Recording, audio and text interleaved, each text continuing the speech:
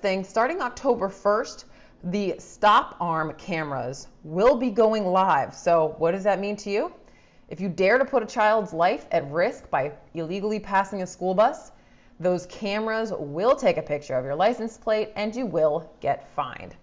Let's take a look back at when they debuted in early 2020, where we learned all about these new stop arm cameras. Well, there are multiple cameras that have been installed on the bus by our vendor. Our vendor is Bus Patrol that we've gone into an agreement with. They do have a box on the side that houses 7 stop arm cameras, and then there are additional cameras inside the bus and on the exterior of the bus that will capture students as they're loading and unloading as part of the legislation.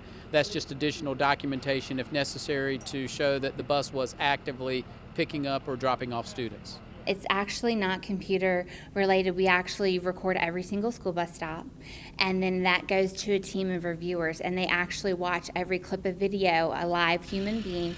They find the violations, and then it goes to a second level, and those are our processors, and they make sure a violation has actually occurred.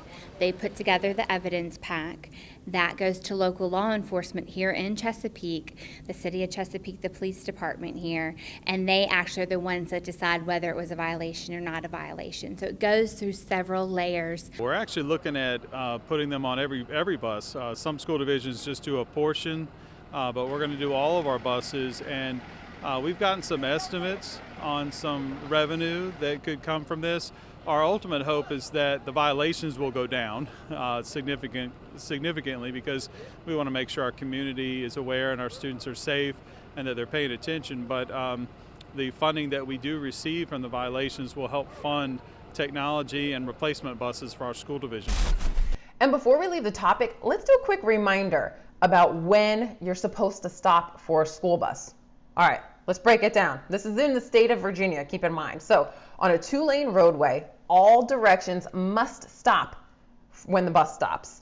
Same for the multi-lane roadways. The only time you don't have to stop is if you're coming the opposite direction of a bus on a divided highway. So that's a highway with a physical barrier, like those concrete barriers or grassy median, something like that. If it's divided and you're going the opposite way, that's the only time you don't have to stop.